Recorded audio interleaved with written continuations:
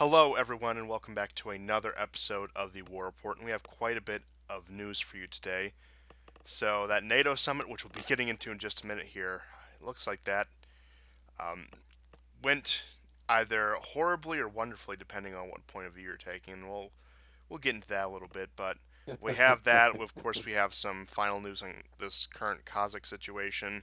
We have just your general European and Middle Eastern news to clean up. So we got a bit of a show for you today. I hope you guys enjoy. So let's get right to it. So just to start out with Kazakhstan, just to put a bow on that, it was, to put it in very simplistic terms, the usual suspects were behind this, and you had, of course, that CIA, State Department, NGOs, all the different groups coming out funding that.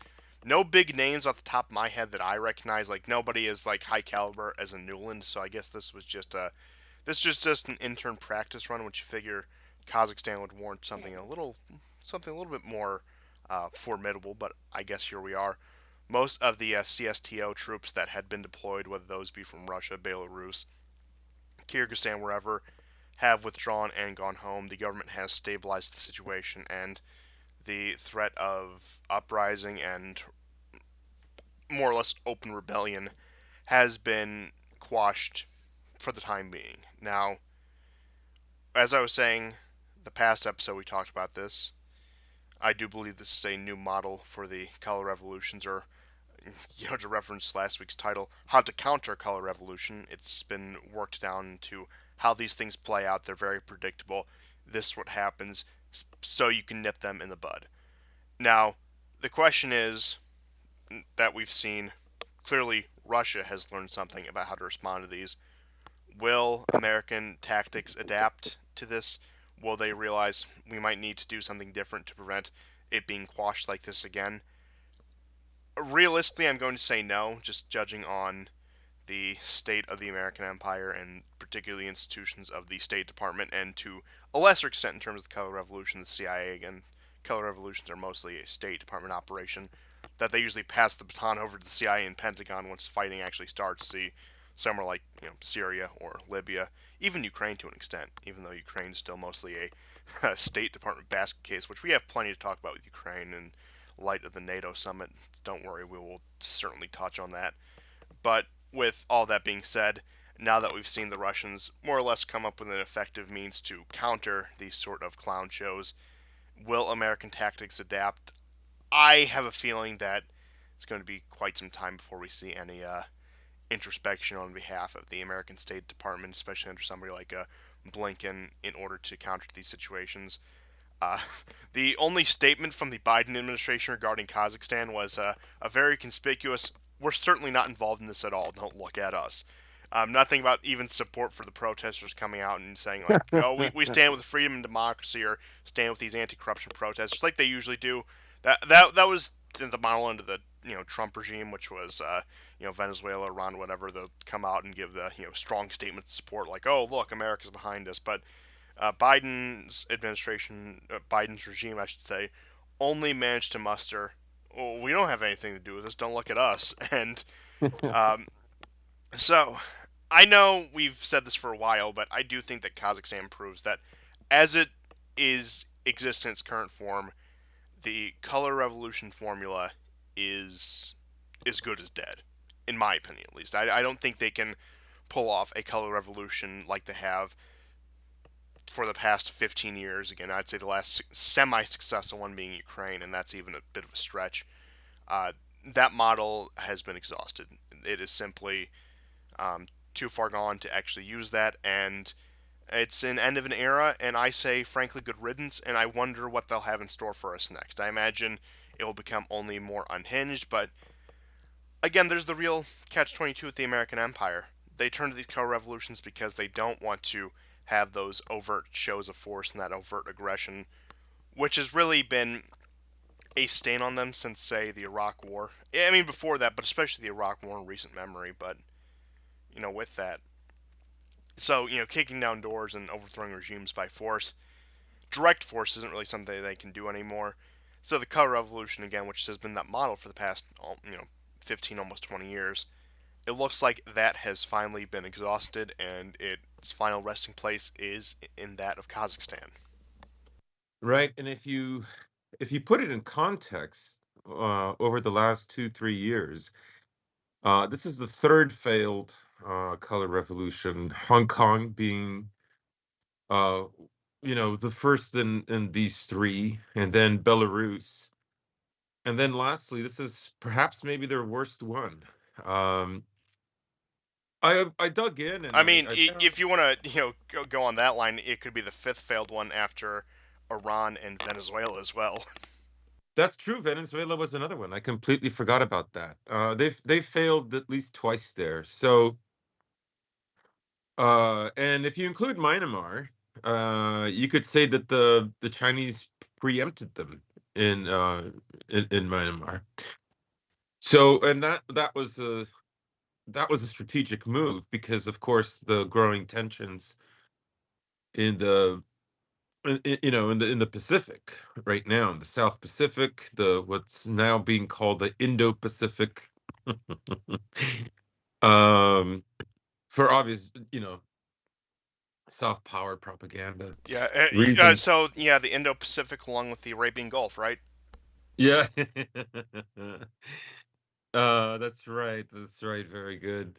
So I've done a little bit of digging, and the on December the 16th last year, so this is just literally a month ago, um, a joint message was put out by the U.S. consulate in Almaty and the embassy in Nur Sultan, saying that protests are going to grow, and there was no mention of gas prices. That isn't to say that gas prices played no role whatsoever, but protests were already being organized.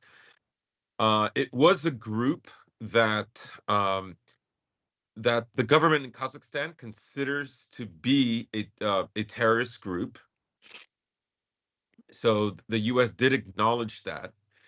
Um, but when you look at like articles from, say, August 2019, there was a protest, and the protesters were chanting, "We don't want jobs, we don't want factories, don't let them in," meaning the Chinese, don't let the Chinese in, right? Oh, at first I thought Then there was just a large Greek diaspora in Kazakhstan that was protesting. We do not want jobs. We do not want to work. yeah, we just want our yurts, our falcons. Yeah, Step life, it was a truly. ridiculous message because imports to Kazakhstan, for instance, 33% of all imports to Kazakhstan are from Russia, and something like 29.5% are from China. So they make up nearly two-thirds of all imports are Chinese or Russian, and their exports are roughly between 20 to 25%. So, I mean, who would that benefit? Like, no, cut off all ties, get rid of all of their business. Like, I mean, it doesn't serve anybody except America, right? So why would they make these ridiculous statements? And then I found out that um, so Liberty Radio, which is NED funded organization, National Endowment for Democracy, which is a U.S. state funded department. It works in close tandem with the CIA. They have a record of all the protests up until July or August of 2021. And there's like a little map, and you can see like where all the protests happen. Now, the protests are very widespread, but the largest protest ever had about 400 people. Even for a country of only roughly 19 million people, that's not really a lot, right? Yeah, they could even turn out bigger crowds in Belarus, which had a smaller population, a much smaller Right. population. And what's funny, of course, with all these color revolutions is that there's always youth groups, because the youth are financially independent and they can put all these things together, right? No, the youth are not financially independent, so they depend on somebody else's funding. And just like the color revolution in Belgrade in 99 2000 with Otpor, the thing is all these groups, they have accounts for them that are not in the country where the protests are happening. And the simple reason for that is so it can't be traced back to the US State Department, right? So there were other protests where similar demands were made, like completely ridiculous demands that are unrealistic given just their basic geography. Um, so yeah, I have no doubt that this was actually a badly done coup attempt. There is, I think, now also growing evidence that there was a struggle between Nazarbayev and Tokayev. And Tokayev is a very different guy than Nazarbayev. And what's most ironic is that Nazarbayev chose Tokayev, right? Now, part of the reason that's argued that he was chosen was that he's pure Cossack, unlike Masimov. Masimov, I believe, is half European or half Russian on one side, and the other side is Kazakh. Now he's in detention because Oh, apparently, the Hapa aristocracy. yeah, yeah. So I think he actually is he. I mean, I don't think I know he's in detention for conspiracy for sedition. Um, but Tokayev is an interesting character. So he was trained at Moscow University. He's been a diplomat a long time, including being a diplomat for the Soviet Union in China during the Tiananmen Square. So he goes way back. He's fluent in Russian and Chinese, and obviously he, I think, is more pro-Eurasian and less pro-Western. And it's not going to be easy, but I think the road to reducing the amount of NGOs. If there's more trouble, it will probably mean the eradication of all Western NGOs. And there's a lot of them, as I mentioned last time. There's about 16,000. I don't know what that is, but it's a lot per 19 million people. You know, it's just an aside, but I do have to point out it's funny because literally nobody likes the NGOs because this reminds me of a story. I believe it was either 2016 or 2017. Back when it was actually Italy had a center left government. They were prosecuting NGOs for facilitating the transfer of migrants from, again, the Libyan coast to Italy. And again, like, Yeah, you can, like, find examples of even in liberal countries where these people get cracked down on. Now, of course, when it is a central left government that does crack down on the NGOs, it's tolerated because they're on the right team. yeah, But it's funny because aside from the State Department, nobody likes these people. Nobody. that's right. I mean, even the whole phenomenon with Greta Thunberg. I mean, Youth Committee for Global, to address global climate change. Well, I mean, they're youth. They're not financially independent. They're in school. Like, where are they getting the money from? And so it's obviously big bucks that's funding them. There's nothing grassroots about them, and I don't want to overstate the obvious that virtually nothing is grassroots. But this is really not the perception that they want you to have. They want you to have the perception that it is grassroots, right? That's what's implicit. And so just to get back to Kazakhstan, it does seem like there was some kind of a power there was some kind of a power struggle between one camp and the other. And I've heard now as the week has gone by about corruption and the way corruption works in some of these countries. One of the reasons why color revolutions cannot be successful is the lack of institutional strength and the amount of corruption, right? So there were several Russian analysts who said that after Nazarbayev leaves, this place will be ripe for a color revolution. And just to give you an example, like if you wanted to construct, I don't know, a highway or a railroad or let's say a hospital, right? You pay off a certain number of people. Another tier below that would be that there's enough money to build it, but operationally there isn't. And then the worst kind of vulture corruption is where the money is completely uh, gobbled up before the project can even begin. And there was one girl I was watching who said, in Russia when they have a project, she's Kazakh. Before it's done, there's always a few people who've made some extra money along the way, which is your basic corruption. She went on to say that in Kazakhstan, it doesn't even get done because it's been gobbled up. Now, Huh, there sounds a lot were, like California. yeah. So it's not, this is not endemic just to every other place than the West. You see it in the West as well. Um, so, Nazarbayev spent a tremendous amount of money this way that was supposed to go to other provinces in order for him to build up the new capital named after himself, Nur Sultan, uh, in order to attract foreign businesses. And we mentioned that there's huge investment by the British and the Americans, particularly in oil and gas in Kazakhstan. And Kazakhstan is, I think we mentioned it last week as well, is also very rich in uranium. It accounts for roughly 40% of the world's uranium supply. So it is major. Probably the next, if not the first major country for uranium after Canada. Um, but I think with you, I would agree with you. I think they may still attempt color revolutions, but I think they're done. Um, Several things have changed. Russia and China are much more wise to them. They're stronger now.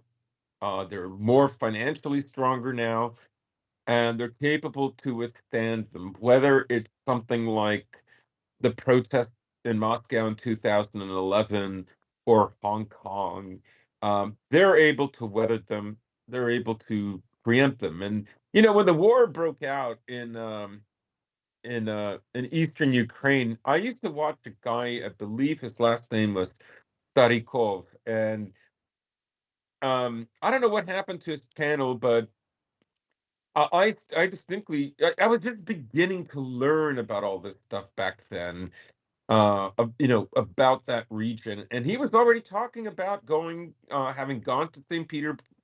Petersburg to preempt Kerry and some other Western dignitaries that were visiting. He had set up a group to protest in front of the American embassy. So he was doing a kind of a proactive thing, but you could say that even in early 2015 or mid 2015, that the Russians were still not well prepared for them. But I think, I think the failed Belarusian color revolution is a sign of them having made that flip. They have at this point adapted. Um, as you just heard in my example, there were certain elements within, let's say, former government, just basic patriotic Russians who were wise to um, the game and did some things proactively. But I think now the state is behind them. The other thing I think too, and I touched upon this um, on the last episode, is there's just simply more realization between China and Russia that they have to integrate. And I'm going to go out and say that all the guessing in our spheres right now that Russia and China are going to actually drift apart are going to be wrong.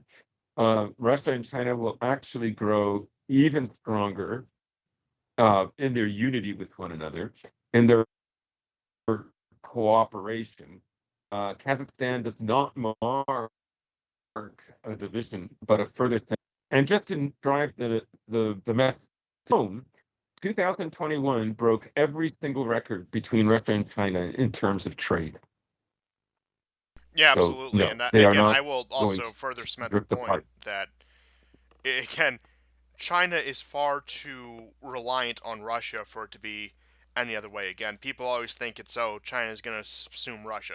Certainly, yes, they're more economically powerful. They have a greater reach globally, you could say. But once again, when it comes down to brass tacks, when it comes down to things that they actually need to operate their burgeoning for empire, for lack of a better term, mainly energy resources, Russia is still the main people they have to go to. And again, in terms of military technology innovation, Russia still blows them out of the water, and most of the designs are knockoffs of whatever Russia creates. And again, so it's a much the dynamics of the relationship are a not anywhere close to drifting apart, and b much more in Russia's favor than I think a lot of people do realize. Yes, I agree. Especially when because for the most part, China still is potentially barricaded for sea routes for their energy demand. I know now they're fully trading with the Iranians. They're getting that Iranian oil flowing again. Iran does not depend, it cannot be hurt by U.S. sanctions the way it could 10 years ago or 6 years ago. Those days are in the past, but it will be tempting for the U.S. in the future to make supply overseas of China's energy needs more difficult. So a potential blockade is possible, and this is why we went, as far back as 2018, we were talking about this huge gas pipeline being fed into the northeastern tip of China through Russia. Why that will become more and more important as the future goes on. They need that in order to bypass any attempt at a blockade. Kazakhstan is just as important, not for similar reasons. And Tokayev is really the guy that I think can deliver this.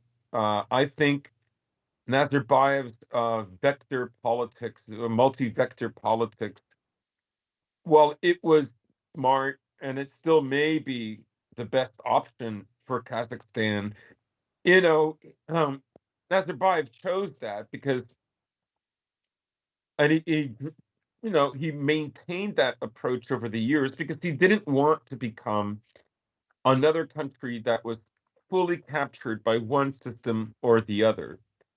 So a lot of the deals that were agreed upon with the West, like accepting British trading laws and so on, by changing the alphabet from Cyrillic to Latin and so on, um, it was done so, I think, begrudgingly to some extent.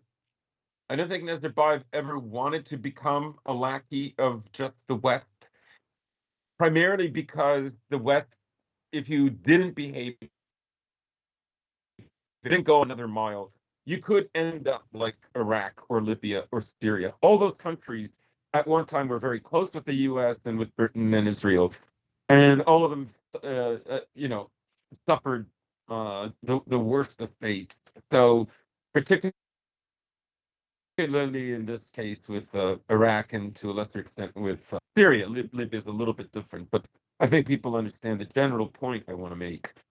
So I think that was his approach. Um, that left the door open, as I mentioned, for a substantial trade with China and Russia. There are, of course, lots of diaspora Kazakhs both in China and Russia. And obviously, I think integration into this Eurasian project. Um, and just to reiterate, Xi Jinping made the announcement of the One Belt, One Road in 2013 in Kazakhstan. So Kazakhstan has been this very important piece of the puzzle for real Eurasian integration. It's probably the most important country. And I don't suspect that it's all going to be smooth sailing from now on. But I do expect under Tokayev a very different approach than Nazarbayev.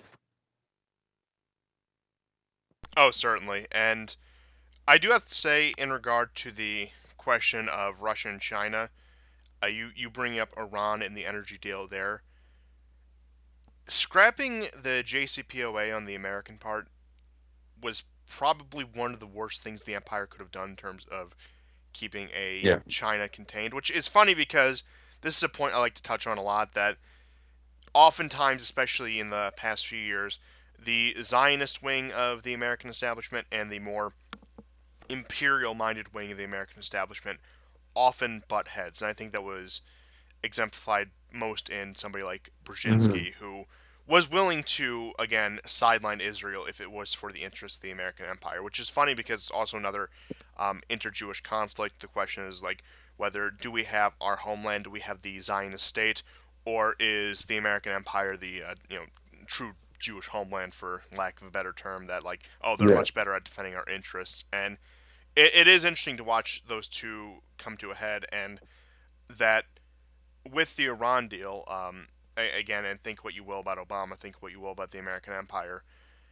it put into place something where the American empire had Iran at least on the fence, and again, had it at least open to Western markets and open to relations to the West to the point where it wouldn't be pushed just into the arms of Russia and China and become, again, an asset of theirs. Now, that's not saying Iran is a puppet of theirs, but again, it's solidly within their sphere, and relations to the West are probably not going to get better anytime soon, even with the European Union or other, again, non American Western powers. So it is interesting how that did play out, that the Zionist hyperfixation with their individual state, in the long run, actually kneecapped them. And this is something that's also very common with the Zionist lobby. You could say the Iraq War is another example of this, with the overthrow of Saddam Hussein and the empowering of Iran. That a lot of these moves that these ultra Zionists want to make, that these very hardcore Zionists want to make, more often than not end up working to the detriment of what Israel's greater interests are, which is a strong American empire that will be its protector. Yeah. And so again, that does create again a bit of a weird dynamic where they were so hyperfixated on the possibility of Iran developing a nuclear weapon that they more or less pushed the American empire into not checkmate, but definitely into check if we're talking in terms of chess. Yeah. But Yeah, and similarly, something like that has happened here as well. In their efforts to clench stronger in their position in Afghanistan, sorry, Kazakhstan, they've unwittingly, I guess unwittingly or wittingly pushed it uh, closer to Russia and China.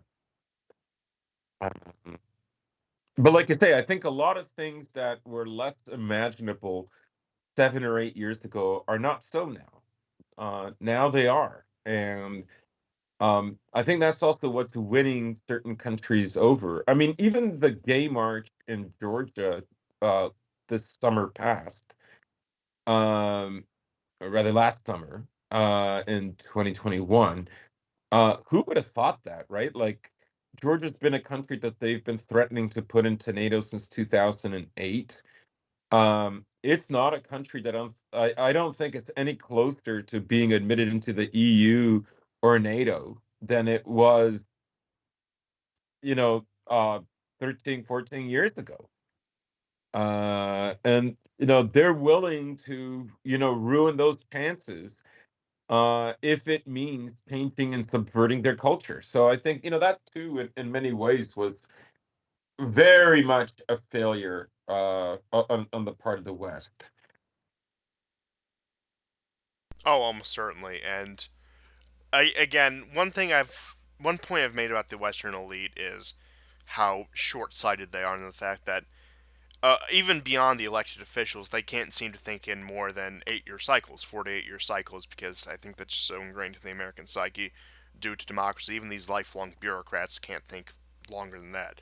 With a few notable exceptions, for example, somebody like Brzezinski, I think, had the capability of that long term thinking. That's not saying they're completely incapable. I would say a lot of them are incapable of any substantive long term thinking. Mm. And again, I do think once again that is a consequence of just the system of democracy, but that's a completely another argument. But it looks like that NATO summit went that NATO summit, that U.S. Russia summit went quite well, and No, And yeah. yeah, Europe is feeling very included. Détente has been reached, and it looks like Ukraine is not going to get its ass kicked. Now, all of that is what I would say if I slept through the entire summit and slept through the entire past 3 days. It looks like, in fact, Europe is sidelined and is not happy about it. The Americans, again, from the reports I've seen, which again I'm relying on Telegram channels, reliable Telegram channels, but Telegram channels nonetheless. So it's a lot of information all at once. That it was both this very aggressive, very assertive thing, but also when pushed, they would say, "Oh, we don't really mean that," and again, very much trying to weasel their way out of anything they had said 5 minutes before.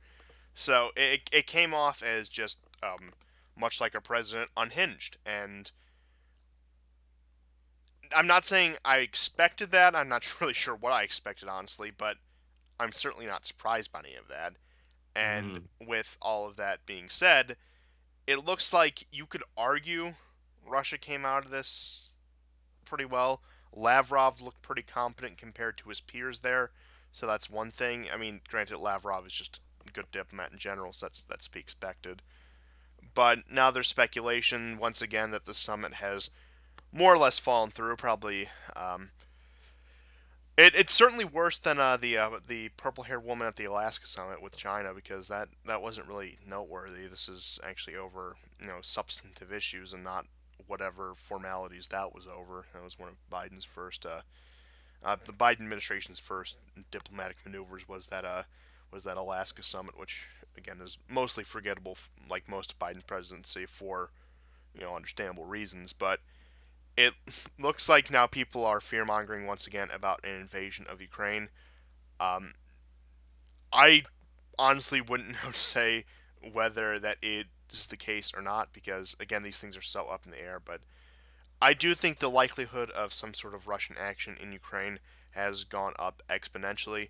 Now, that's not me saying I think this is the beginning of World War III, that the West will intervene on Ukraine's behalf, or that it'll even be a major scale conflict. It could just be a um, quick, fast Russian intervention, which people were speculating again around April of 2021 regarding the water issues with Crimea. It could be something like that, but I would say for certain, if it's not outright military action, and I think this has been something you could say since, again, probably for about a month, month and a half now, that Russia is certainly going to take a much more aggressive line on Ukraine than it has been previously, and that they are eager to bring some sort of resolution to this crisis. Because, again, we were talking about all the other color revolutions that have been thwarted.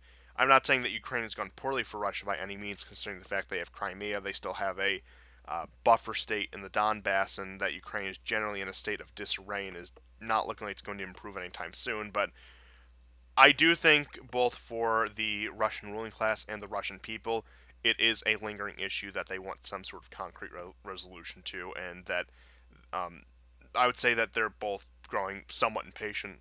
Perhaps not extremely impatient, but I do think they are tiring of the issue in the way that they haven't in previous years. Yes, I mean, it's almost amazing. I mean, it's amazing to me that the Americans still agreed to this because, on the face of it, what the Russians are asking was, well, kind of laughable, right? You can't, even with the kind of ongoing slow decay that's happening in the West, the West is still very powerful, and no one, I think, including the Russians, expected the Americans to go along with this. And I think that's why I think the number one victory of all this is a symbolic victory that the Americans would even agree to have these talks. It's not a summit, properly speaking, but that isn't to diminish the importance. Now, I think the Russians were prepared for no deal. Um, back when it was between Lavrov and Kerry, they had that meeting that went in for a week to try to work out a deal. And Lavrov famously bought pizzas for everybody. I always thought that was funny. And then nothing happened. No, there was no agreement. And Lavrov said that you cannot make a deal with the Americans. It's just not possible. And 8 years, 9 years later, that's still the case. So I think in many ways, what it's there to establish is for the Russians a kind of moral obligation has been fulfilled. If anything should happen, if there should be a war in the near future, let it be known that we tried, and this is the record of us trying. Um, you know, uh, we have not placed any armaments around your borders. We ask you to respect that. This is not about, NATO living up to its obligations for its members. That's going to have to take second place to the reality of geopolitics. Everybody knows that. America expects that of Russia. Russia expects that of America. Oh, certainly, and And I would agree that again it does work. I don't think the Russians went in expecting the Americans would actually sign a pen to paper pledge that NATO wouldn't expand any further. But again, it shows that even if it was disingenuous, there was a solid attempt made to talk this out before they yeah. take any rash actions. That they can say, we tried to have this conversation, but you simply wouldn't listen. Now, again, that won't do much in terms of fending off an American response, whether that be diplomatic or even less likely military. But in terms of the, let's say, third parties of the world, some say something like a China or a European Union or whoever else, again, an outside observer saying like, look, we tried to negotiate, we tried to talk about this, but they simply wouldn't listen. So we had no choice but to resort to force of arms. And I do think that's honestly a lesson, frankly, the American Empire probably could have used in the early 2000s in the lead up to the Iraq War with again the planned regime change in the Middle East. The fact that again it was just kicking down the doors. There was no real attempt at negotiation. That was just beyond demands. But again, it for the outside observer, for the third party, it is again a formality that they have undergone, that they have fulfilled, so they can say, look, we're not just aggressive and belligerent. We've tried to talk about this, and it simply didn't work. So we have no choice but to apply a little bit of real pressure now. hmm Yeah, I think that's where they stand on it now. I have not ever said that I think there was any kind of imminent war. I will say though that I'm less certain this week than last week. Um, there are some people out there that I respect very much who think a war is inevitable and it is something that's desirable for America to see Russia engage in a war between Russia and Ukraine. Because ultimately, America's reason for being in Ukraine is for America, not for Ukrainians. Um, and it doesn't matter for them to see one Slavic people killing another Slavic people or each other than it did for one Arab killing another Arab. It just it means nothing. So I think there's a possibility of war that I think is distinct that I feel this year as opposed to all the other previous years. I will say that I think Russia knows that this is something that's absolutely has to be avoided. I think they realize that the West wants them. I mean, I won't say for the collective West altogether, but I think America wants there to be a war desperately. And I think even some hotheads in Ukraine want a war desperately. They want this partisan war to emerge very quickly after initial invasion. And even the fake psyops from the West have already started. I had a friend of mine saying he goes, I wonder what false flag they're going to make um, to get a war going there, he said to me. And a day later, what do you know?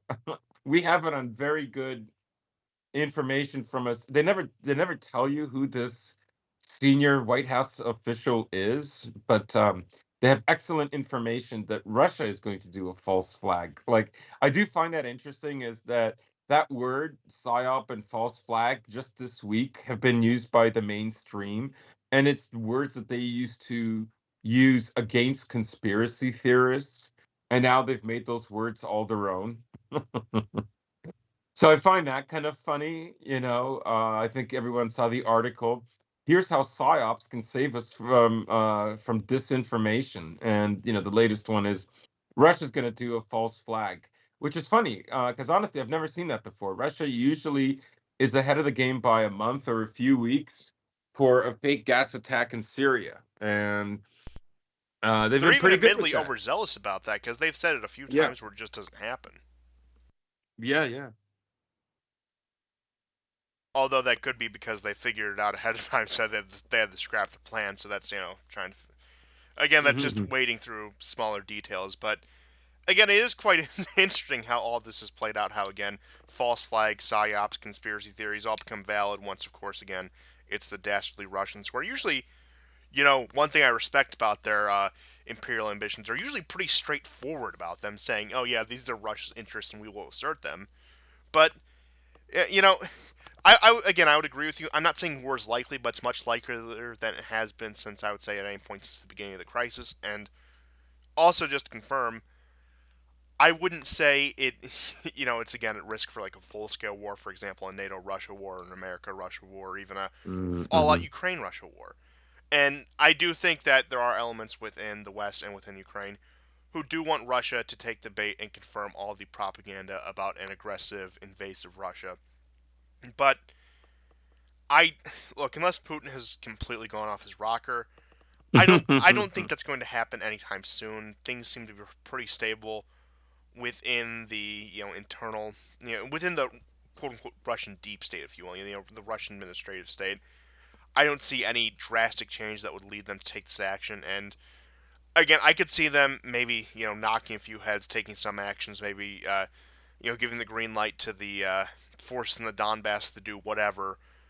But I again don't see uh, I don't see Russian tanks in Kiev anytime this year if just to put it in that way. But again, it creates a whole new dynamic, and I do think this is a real watershed moment when it comes to modern Western Russian relations. That the things have been done that cannot be undone at this point, and that even though the negotiations are probably just for show, it it's more or less an implicit agreement on both sides. I would say that the time for talk is really over, and I do think that has been the case on the ground for a while now. But it's both of them finally acknowledging that yeah, the time for negotiation has long passed, and we are simply not going to see eye to eye on this. And again, we'll see how all of this plays out.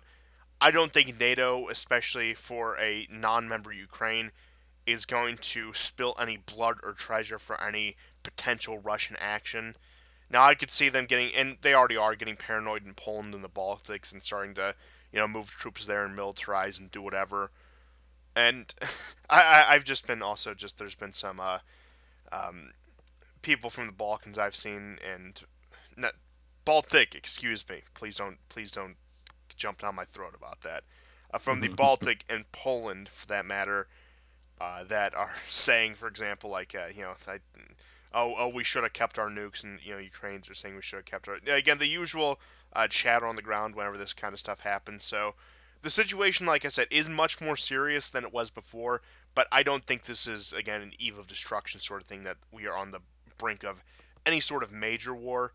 And I will say, and it's to somewhat echo your point, it as biased as I am on this issue, which I think anyone who's watched this program for any amount of time knows that, we're decidedly think that Russia's in the right in this situation and would rather see them, succeed than fail. But it would be.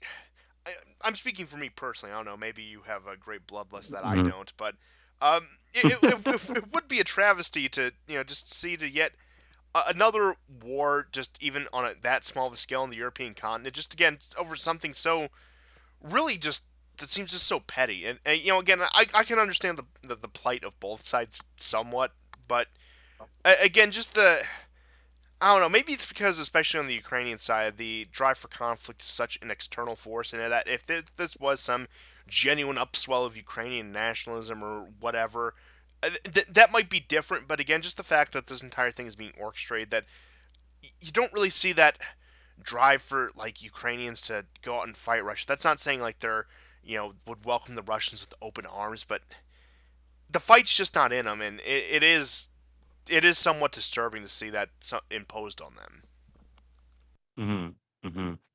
Yeah, I mean, I think it would be catastrophic. I think one of the reasons why, I mean, when Jens Stoltenberg came out of the meeting, he looked shaken. He was kind of not, I mean, he was coherent, but his voice, the way he was speaking, there was some stuttering. He was nervous, to put it into one word. Um, and I think that, in a sense, probably reflects a lot of European elites at the prospect of a war in Europe. Orban has voiced his displeasure and disappointment, saying that, every time there's a war between the East and the West, we get caught in the middle. And just as if you'll permit me, just as a side tangent, this is really crazy. And now I know there's an election happening in April this year in Hungary, but the Republika Srpska section of Bosnia is threatening to break off from the rest of Bosnia, and Atlantic Council and all kinds of think tanks. This is just before it's going to become news. Are already talking about it. But the thing is Orban supports the guy who's going to do this, and he's offered him like $100 million. So I just Orban is a very wily guy. I almost sympathize with the EU. I mean, I'm on his side, don't get me wrong. But I can see I can see why they complain about him and can't wait to get at him. He is really a thorn in their side. Oh, far Um worse than Poland. And again, yeah, yeah. that's the point I always make about this, because Poland and Hungary are in very similar situations, like where they're located in relation to the East and West, and again, just the sort of political path that they've taken. That if Imagine if Poland had an Orban. Imagine if Poland had that figure that was willing to walk that line between East and West. That wasn't just, decidedly Russia must be, taken down a peg or whatever, and was willing to cooperate. And again, it was willing to make these sort of bold moves. Like, imagine how much like more heat would be on Poland if that was the case. Or imagine if Orban had more resources at his disposal to do these sort of things. And again, I guess you could say him and it's funny because I know that sometimes people can get their names confused. Like him and Erdogan are cut from the same cloth, like without a doubt. Like again, Yeah. just that wild card. Except again, it's Hungary, so nobody really takes it as that much of a threat, and they of course they Yeah. don't have that resource. They're no Turkey, that is, and so in a way, Orban can almost get away with it that much more because nobody, again, like Yeah. Hungary isn't Turkey, but it is wild watching him do this, and again, I'm really curious to see how he plays this out, because like the man is just a wild card, and for He, that he reason, is. He's offering like higher pensions or, earlier retirement. He wants this. He wants to win this election.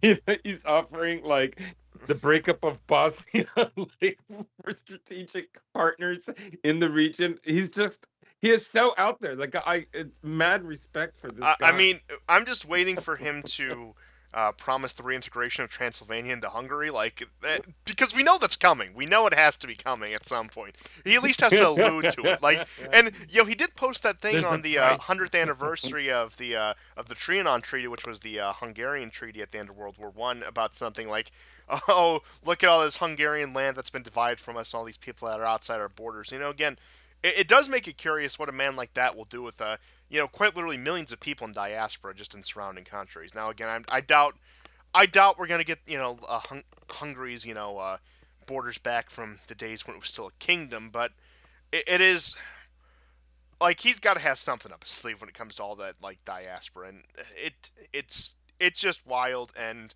I'm getting off on a tangent, but I don't know. Maybe Orban's the key to solving the Ukraine crisis. Maybe he will have maybe he will have the sweetheart deal that will make everyone happy. Who the hell knows at this point? But I still think that It's Orban all the way. yeah, oh, absolutely. And again, demand in terms of what Hungary is capable of may not be much in terms of that, but I do think he has caused something of a domino effect that we have far from seen the end of. And with that being said, I think he'll serve as both an inspiration and a terror to those across Europe and across the world, for that matter. Yeah. But that was a bit of an aside, but certainly was worth mentioning because I did have that slip up and say Balkans, so I can justify that now. But I suppose that's really all we can say about the Ukraine situation. So I just did have a couple more pieces of information going into some American domestic news that the Supreme Court did decide over this week that Biden's OSHA mandates were unconstitutional. Now, again, I will say my personal opinion is it shot down the OSHA mandates. It more or less upheld the mandate for people working in a health sector, which was to be expected, but it still does leave the door open that Congress could mandate these. They just said it was beyond the purview of the president to do something like this. So we're not out of the woods yet, but there is some breathing room for those of you who were concerned about this. So, you know, my again, rarely will I give advice on the show, but don't piss away this precious time between now or whenever Congress decides to pick up this issue because and again, like with Congress, there's much more deliberation that takes place, and again, in terms of margins, I don't know what the Senate rules are anymore. Whether it just has to be a simple majority or a 60% majority. But point being is like breathing room has been granted. Now a lot of damage has been done because private companies have preempted the government and said like, oh, we're getting ready to comply with the mandate, so you have to have this by X date. So there's really no recourse for those people. And again, in the event that I'm not trying to fearmonger, but there are people who do have a negative reaction to this. In the event that they do have a negative reaction, there's very little to no recourse that they can take. But those have been struck down, and even though I do think the issue will probably go to Congress, I can't really say what the outcome of it would be in Congress, especially in an election year, because again, 2022, this fall we will be having congressional elections, so they're probably going to want to walk on eggshells about that sort of stuff before they do anything too rash. So it's probably going to be until 2023, because again, then you have the election in 2024 when we really get this issue. But on the overall trend of this, I would say that they overplayed their hands, and I think they're actually gearing up to move into another narrative because you already have several even Western leaders and Western quote unquote experts coming out and saying, well, hey, this new variant might serve as something of a natural vaccine because it's very Yep. contagious, but very non-lethal. It has and again, it's pretty much like getting a cold or getting the flu, and that most people are going to survive if they're not 80 years old, and that's not to disparage any 80-year-olds. I understand you people. You've lived a long life. Your immune system has been through a lot, and that starts to take its toll. But for any of our advanced age audience out there, I don't imagine there's many of you, but if there's a few, you welcome.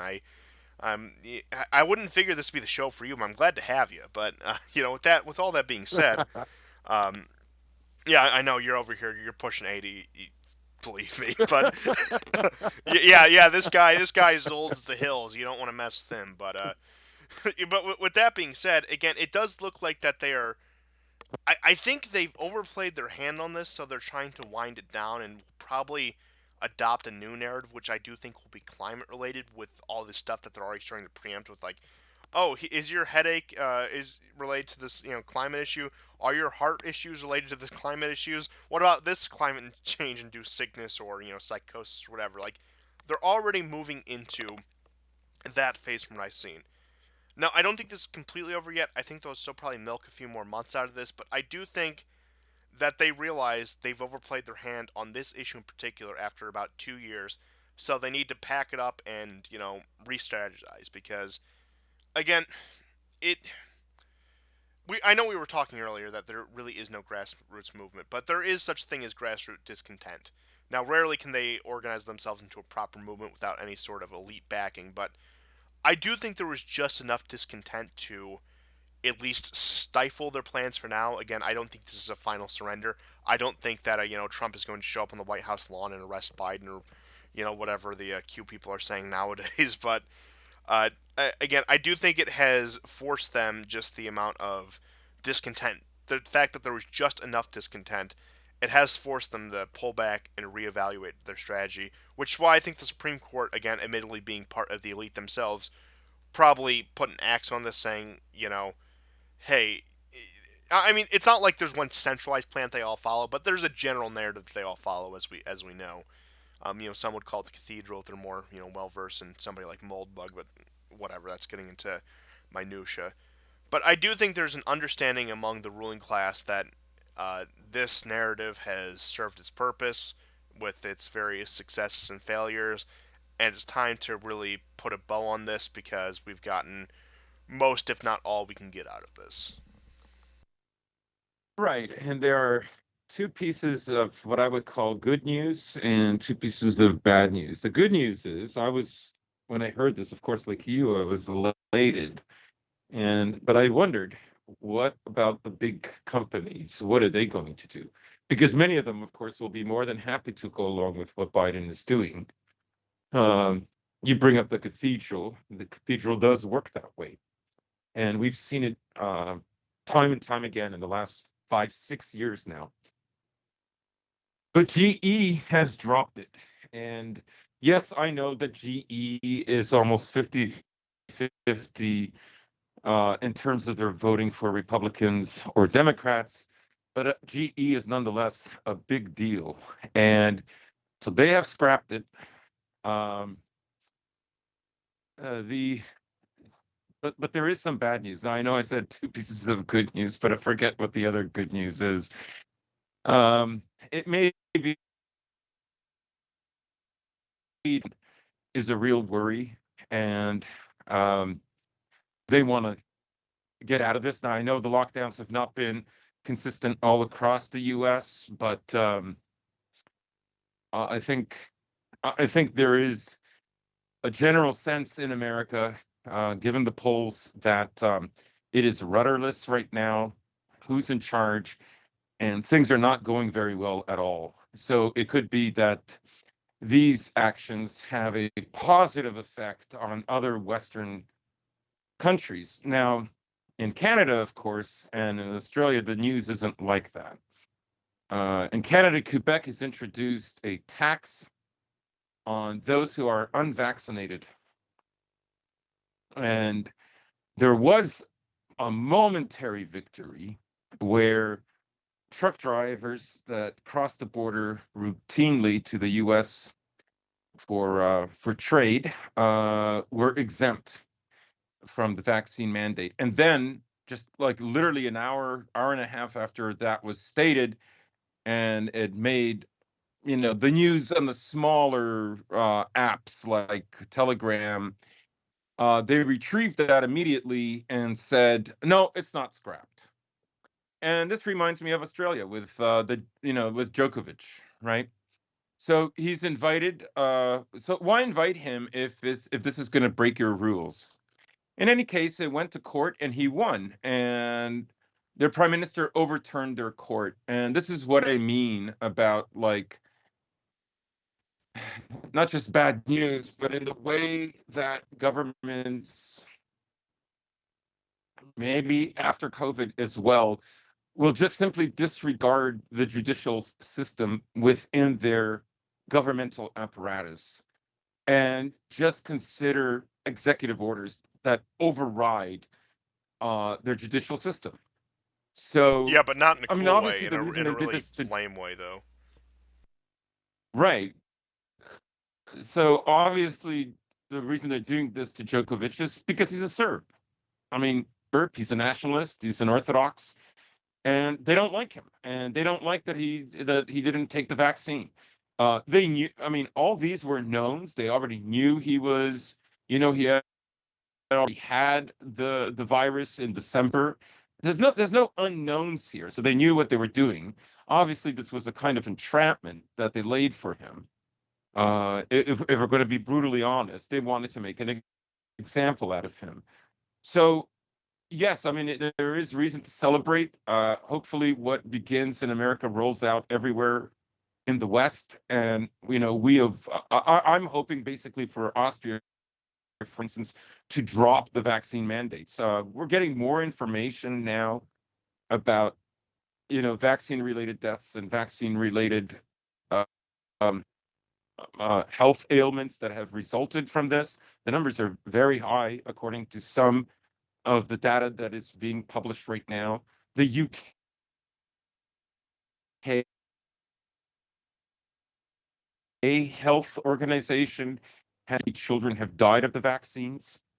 They were And not again, like this. obliged to reveal age and name, but nonetheless, they refused on the grounds of privacy.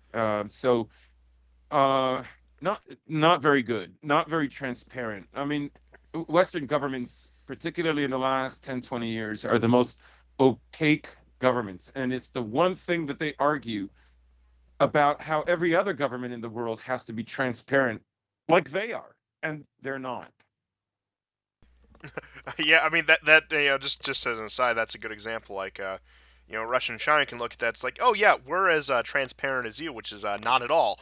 but but with that being said, just touch on your your point about the mandates and like the side effects with that. Like, again, I'm speaking for me, and again, you can co-sign this if you agree. I don't want to put words in your mouth, but like, my thing has been like these aren't particularly dangerous, but like the risk compared to taking it compared to the actual disease, again, it's sort of a cure is worse than the disease sort of thing, like where like you'll probably survive if you take it, you probably won't have any problems if you take it, but compared to a disease that you have even less likelihood of having any severe effects or dying from it, it's again just one of those like you weigh the costs and benefits of that, it becomes counterproductive. And the other thing I would say, you brought up Austria.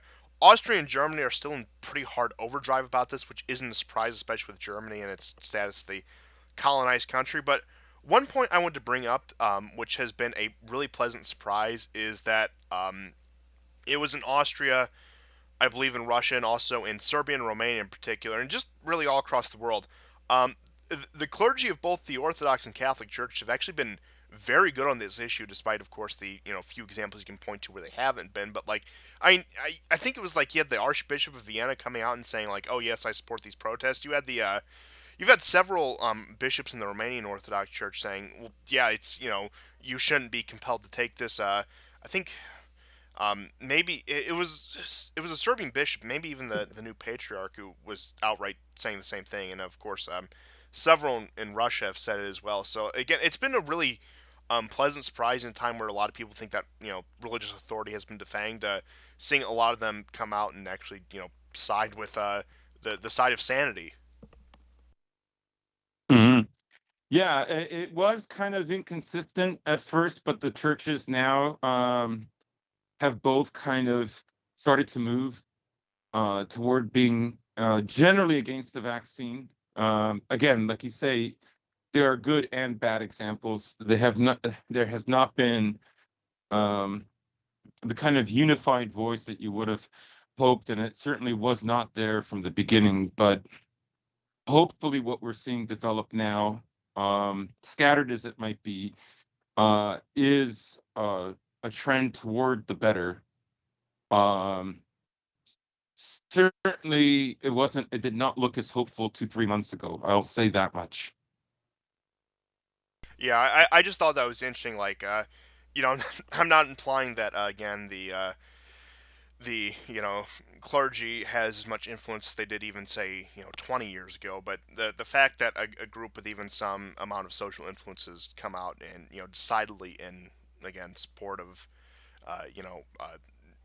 not even necessarily against it, but sort of like you shouldn't be forced to take this. That's again it's a pleasant surprise I wasn't really expecting, but uh, and I do think it sort of counters some of the doomsayers who say, "Oh, we're clearly in the end times. The Antichrist is upon us." And I will say, both in terms of optimism and pessimism, no, we're not there yet, and you can tell because it's going to be a lot worse when we actually are. So just leave you guys with that, Yeah. just to get a little into the I suppose you could say religious side of that. Like that one episode we did on Israel and Palestine a few, actually almost a year ago, back in May. I think one of those more metaphysical, one of those sort of like beyond just regular politics episode is warranted sometime soon. But again, I'm just rambling on at this point, and all I have left is just a bit of Middle Eastern news out of Syria, which my news out of Syria is actually how calm it is. But I suppose we can get into it if you don't have anything more about this.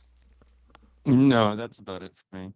So moving on to this, the biggest news related to Syria I would actually say that I saw is that Israel, in attempts to sideline Iranian energy prospects, has agreed to pump in, I believe it was oil and natural gas through Syrian territory into Lebanon. So they're cooperating with Syria in order to provide energy to Lebanon in order to snub the Iranians.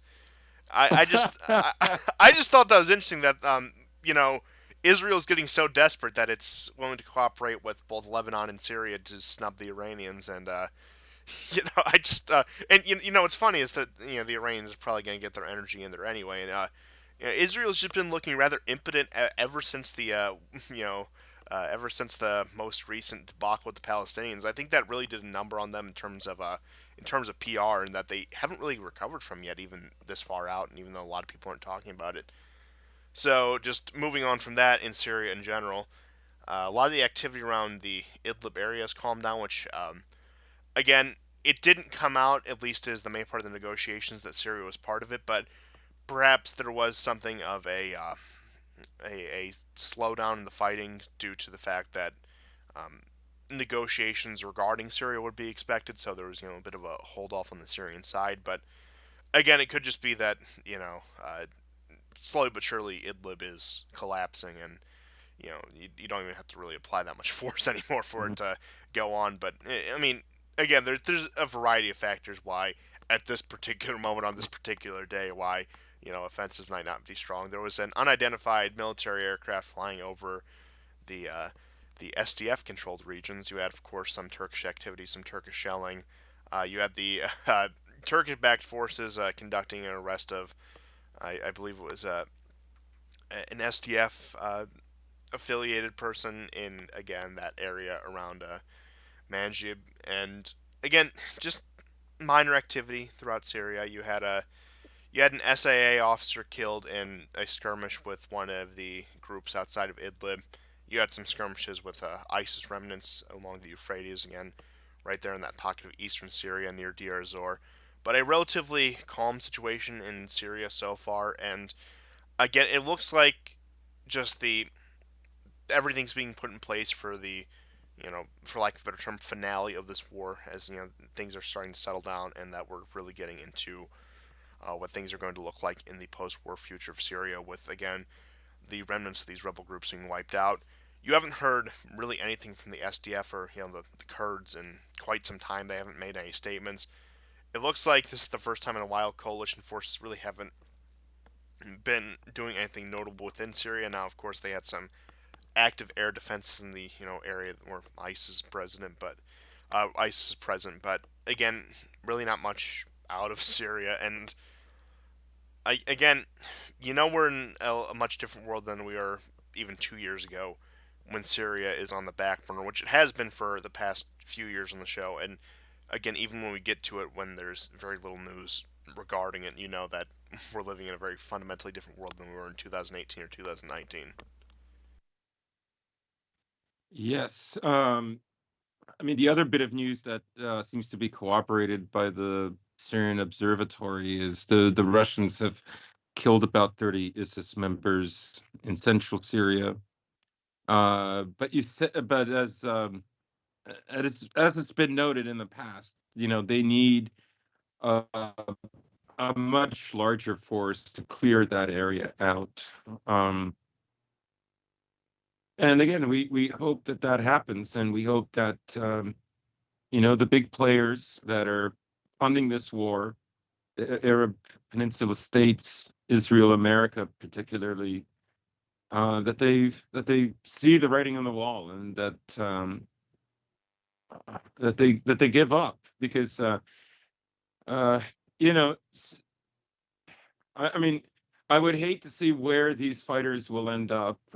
Just to bring it back to Kazakhstan, You know, there's a lot of Kazakhs that are fighting in Idlib. They've been living there for years, and some of them presumably even ended up going back with the failed coup. We know that Erdogan brought them from Libya to Syria and from Syria to Nagorno-Karabakh in 2020. Um, we hope that they've finally like let Syria rest and uh, reconstruct. Now, China has agreed with Syria for reconstruction. There are deals in the making, but who knows what's going to happen? Hopefully, the signs of weaknesses that we're seeing in the empire continue, and that there is some kind of peace that can be brought about. The problem is it doesn't take that much funding to keep Syria in the state. You know, it's not a true presence. Even the Syrian Arab army forced the Americans to retreat again. I mean, who knows? Maybe America will retreat out of Syria just the way they did in Afghanistan, but I just don't see it that soon. I could be wrong, but Oh yes, destabilization has a much cheaper price tag than stabilization does. mm, And again, it's something that they can maintain even with the very residual presence they have in Syria right now. But I think they've more or less given up, and they're just keeping a thorn in the side as long as they can. And again, it's less let's just say notable in Afghanistan in the eyes of the public consciousness, so they can get away with doing more in Syria because a lot of people probably think we withdrew from Syria when Trump originally said we were going to. But just the final piece of Middle Eastern news I would have is that from South Front, in a bid to defeat the Houthis, the Saudi-led coalition has declared a no-drive zone in Marib, Shawab, and Al Bada. So they're getting to the point where saying nobody can drive, nobody can enter this area, nobody can yes, drive around in this area. Not even a saw that. no-fly zone, but again, that was after some moderate Saudi and coalition successes over the past week or so. But again, that seems like just a hiccup in the general trend of going in the direction of the Houthis are winning this war and that Saudi Arabia, not even necessarily that the Houthis are winning this war, but that Saudi Arabia is losing this war, and that's a Mm. trend I expect to continue. This just seems like a really sort of well, what the hell else can we do now sort of move that they're just pulling that out and saying, well, I guess it's time to declare a no drive zone, and it just reeks of desperation, frankly, and you know I think about this every time. And I know I bring this up on the show a lot, but just imagine trying to explain the situation relating to both Israel and Saudi Arabia to anyone just 6 years ago, anyone just at the end of the at the end of the Obama administration, at the end of the Obama regime, trying to explain the situation in the Middle East, particularly with Saudi Arabia and Israel to them. I mean, it's monumental how much has happened in the past again 6 years, and I know they say that these sort of things are glacial. And admittedly, a lot of the time they are, but I think the more appropriate way to put it is it's glacial for decades, if not centuries on end, before a brief period of where a lot happens at once. And I think we're in one of those time frames where a lot is just happening at once.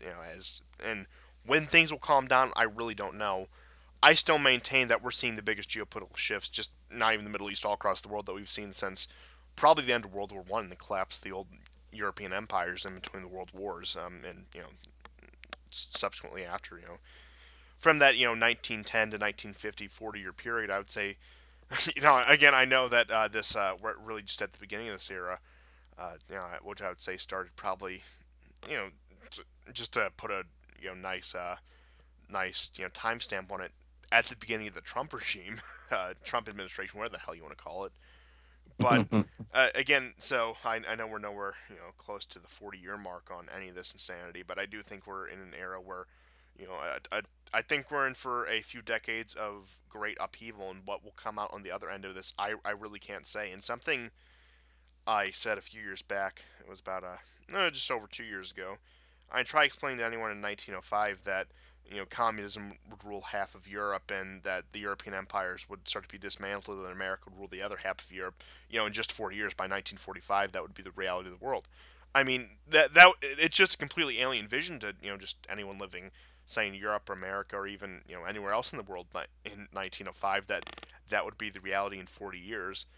And so again, it's not absurd to keep your mind open to the possibilities that we could be looking at a drastically different world even in a very short amount of time. And again, it's just there's just particularly the Middle East. I really see that because I think once again, and as we sort of discussed in a few episodes ago, and with the Israel Palestine episode, it really is the center of the world. It really is this axis on which the world spins. Now, again, is it the most geopolitically contentious in the world right now? Is it like the most resource rich or whatever? But for whatever reason, and you can attribute that to spiritual or otherwise, I certainly have my own opinions on it.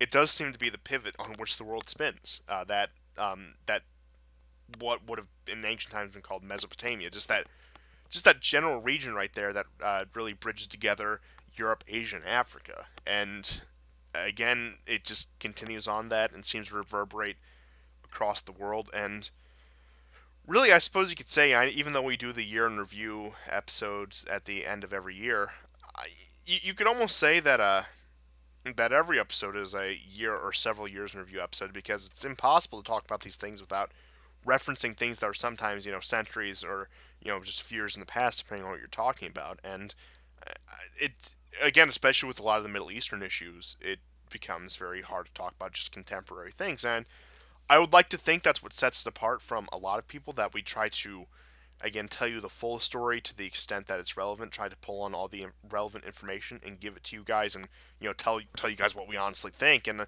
I hope we succeed at that, because that's at least what I set out to do. I don't know what you set out to do. For all I know, you could just be along for the ride. I know you octogenarians are sort of lax about life at that point, but to touch on jokes from earlier in the episode. But again, sometimes just when I'm sitting here recording and doing the show, it does hit me like, wow, a lot has happened in just this short amount of time. Like, and you get the feeling, is cliche as it sounds, that you're watching history unfold before your eyes. Yeah, I mean, so much has happened in the last 2 years, and really, it wasn't slow to begin with. Um, yeah, wasn't slow to begin with, and I think a lot of, I think the whole COVID thing was really out of nowhere. People that were onto it. There were people in, conspiracy circles that have been talking about this for years. And it did happen. And I think there were a lot of people on the dissident right that got this wrong. Their messaging now is very different than 2020. So I'm not going to get into the names and cause infighting, but I think we all know who they are. They uh, they spent a lot of time making fun of people who they considered their intellectual inferiors, who got a lot more things right. I will just cap this by saying that maybe I don't agree with every single thing on the issue with Morgoth, but I think overall his attitude was the best attitude, and I think he's the one that got it most right. Yeah, I think a lot of us were taken by surprise, and a lot of us were working with really different information because I'll just speak from our personal experience, and you can go back and watch your episodes from early 2020. And in fact, I've tried to. They're a little painful to watch. Unfortunately, our 100th episode special was Mm. in the height of that, so some of that stuff is a bit painful to watch. But I would justify myself in saying, given the information I was working with in March and April of 2020, I think my sentiments were fully justified. Now, and again, whatever stance you took, whether you were pro or anti against it at the beginning, I can understand that. But I would say if you didn't, reevaluate, if not completely change your stance at some time over the course of 2020 or even into 2021, then I start to question your intellectual integrity, because it was easy to get swept up into one side or the other. I certainly got swept up into the pro lockdown. We must take a drastic response to this sort of thing. But again, as more came out, I changed my mind, and I'll admit the stuff out of China looked pretty apocalyptic. Now, how much of that was manipulated, how much of that was supposed to be propaganda, I don't know. But at first I thought, well, China, look, they're a rising power, but a lot of their living standards is still second world, especially somewhere like Wuhan, which I think was, an admittedly reasonable take. So, it probably is more burdensome on them. I mean, I got worried, and I probably overlooked the facts when I saw what happened to Italy. Now, here's me overlooking the fact that Italy is this country where, you know, again, not to stereotype, but there is much more intergenerational interaction as compared to somewhere like America or the Anglosphere, and a much more aged population was probably going to be harder on it.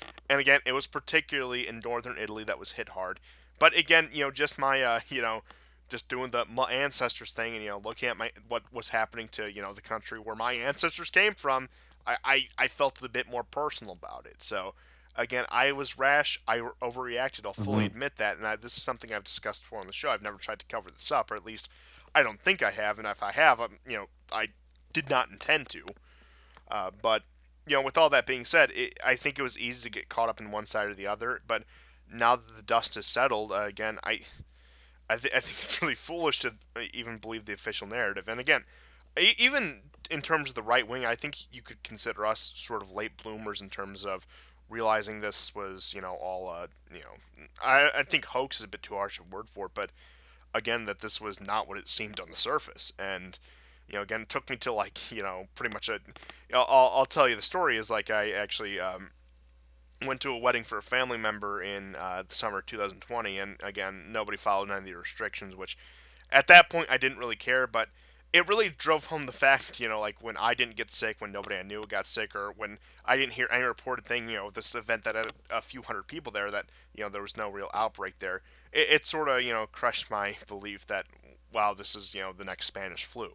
And again, like, I was a bit more paranoid about that. And, again, I do come from a family of weak lungs, asthma and lung problems do run in the family. So I was a bit more concerned for personal reasons. Admittedly, I'll fully admit my biases with that.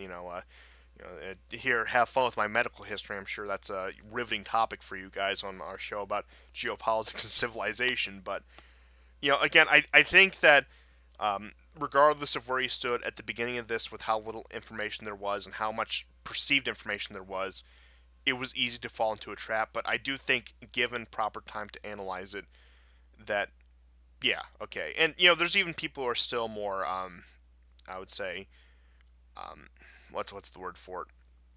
Uh, you know, hawkish on this in terms of thinking it's actually a threat. And again, that's understandable. It is worse than just the flu, but I would say it wasn't, it wasn't the next Spanish flu like we were all expecting. I would say, and again, I think we all looked like fools at some point or another during this, and I'm willing to fully put that out there. I believe that you are, and pretty much everyone else in the show is willing to admit that they were wrong when they were wrong, and yeah, I'm just hoping that come spring, and with the narrative shift, that we can have a little bit of breathing room and put this behind us.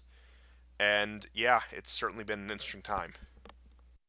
Yeah, I mean, I'm trying to recall what my positions were back then. I mean, I understood the strategy of going along with it, hoping that, people on our side could get some funding. I understood that strategy. Oh no, like I was always, just looking back. I'm sorry to interrupt, but like some of our takes like that seemed reasonable at the time turned out to be totally batshit. Like I remember in like February 2020, I was like saying the right wing needs to go along with this because we can deliver the crushing blow to liberalism. This will be the death knell of the liberal world order. yeah, You I can go back think to my tweets. You we can go we back to the all, show. It is absurd, and I find yeah, myself laughing at it, considering the fact it was the greatest reentrenchment of liberal power in 40 years. right. I think we all thought that this could be a way to halt immigration, at least temporarily. I know. I think I thought that too. Um, I know I was using. There were good statistics. It was good data the first 3 months. We did see an average death per month that was higher than the last 3 years on average for each of those years compared to the spring of 2020. Even the BBC reported on that. Now, Red Pill Germany was the first guy that turned me on to this, and but now in retrospect, so take Canada for instance. This does not apply to all countries, but Canada did not experience any extra deaths in 2021 or 2020 that it had had in 2019, 18, and so on. That's not true for America, and it's not true for, say, Ukraine. What seems to have happened, and this is why I made the statements that I did back then in the spring, because there was data that was showing on average more. And what that was were people who were getting sick with COVID were being put into old folks' homes. Now, to go back to circle back to Quebec, this was the worst province where this happened. People in old folks' homes were left unattended for days in cold weather. It was a disaster and an embarrassment. And it happened in New York too, under de Blasio and Cuomo. Oh yes, that was, and of Thousands, course Cuomo's ouster thousands of was this summer. people that didn't need to die died that way. So a lot of this was the horrible mismanagement that happened in the first 3 months, and that's what saw those numbers spike. But after those practices ceased, the numbers went down. And now we have the CDC, Walensky saying, for instance, um, you know, 75% of the people who've died of this disease in America have had 4 or more comorbidities, right? So they're being a bit more honest about it now. And I think it looks like Omicron was not the gift that Delta was.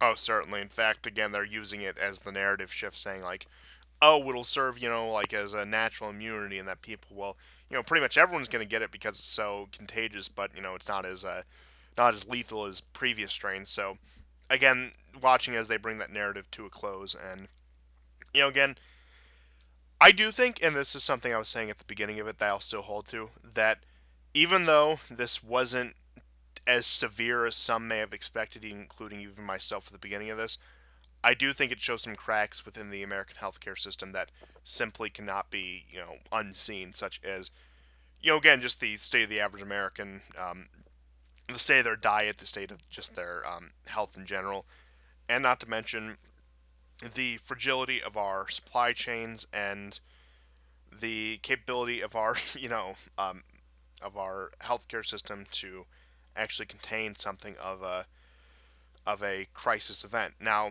again, you'll remember in 2020, early 2020, when they were setting up all the emergency field hospitals and the tents and preparing for all of this. As much as they talk about overcrowding, it is interesting that within the past 2 years that they haven't even managed to throw up even more, makeshift, facilities to take care of this, which shows that like, the same government authorities accusing you of not taking this seriously certainly have been, doing their, doing the hard work and their due diligence in terms of not preparing for, any, upsurge in, hospitalizations at all. So they're the responsible ones, and in terms of that, like, it's funny because like I at first I wouldn't say I trusted Fauci, but I found him an inoffensive figure. But as time got on, and the more I learned about him, and the more he spoke, just the worse it got. Like at first, I thought like, oh, Yeah. he's just some bureaucrat from the healthcare system that they drag out to make us feel comfortable. Again, an inoffensive guy. But the more you find out his email leaks, so you look at his history, and again, like just Yeah. again, the man is, which should, which I suppose proves my newly developed prejudice that bureaucrats are just scum. But perhaps, again, perhaps my nature was just too trusting, and perhaps I was even too optimistic, and that my exposure to the Slavosphere, thanks to you and some other good friends of the show, and even some people I know in real life, has taught me the value of pessimism. I'll put it that way. Yeah. See how much mistrust can go. Oh, it's amazing. I get, Can save your mistrust can save your life. yeah, yes. My mom yells at me, but I try to tell her this all the time, and slowly but surely after 2021, she's starting to see my point. But yeah. Yeah. Imagine you talk to her back in Slavic. Mama Molchi. Oh, yes, yes. Yes, but What the hell has happened to my son? oh no, my parents are very good about this. They tolerate this. In fact, neither of them listen to the show. It's not really their milieu, but I suppose you know, Yes. yeah, yeah. I mean, wow. If you're 80, how old must your parents be? They got to be like triple digits. You must have wonderful genes. Perhaps I will have you on Yeah. as a Well, co-host long. I am from that region, where people live hundreds and hundreds of years. Oh yeah, yeah. Those some interesting bite marks on your neck. Care to explain Yeah. those? That's an interesting accent. I will bring this up. I do recall that your schoolboy nickname was Dracula, I believe, when you first immigrated. That's an old episode. That's Yeah. that's a really old episode. It's like 3.5, 4 years ago, man. But yeah, that's all I had for the show because I feel like this has turned into a rambling mess as these endings usually do, which is why you people turn in. By the way, this is why you people listen to the War Report and for this wonderful, fantastic, high quality content. Yes, thank you. No, that's all I've got. So thank you for everyone for tuning into this disjointed but ever informative episode of the War Report. And we're getting better on the technical difficulties. I don't think we had one hiccup this time. Yeah. Your audio is a bit Oh, let me muffled, say but to you off there, I'm not using a mic anymore. That's it. yeah, your audio is a bit muffled, but it's understandable. It's consistent. So we finally cracked the code, and I can't wait until the next episode for everything to go horribly wrong. So I suppose we will see you then, and have a nice day. And once again, a happy New Year to our friends on the Julian calendar, yourself included. Yes, right. So yeah, No, no, go to Codina. so we will see you guys next time, and goodbye. Goodbye and take care, guys.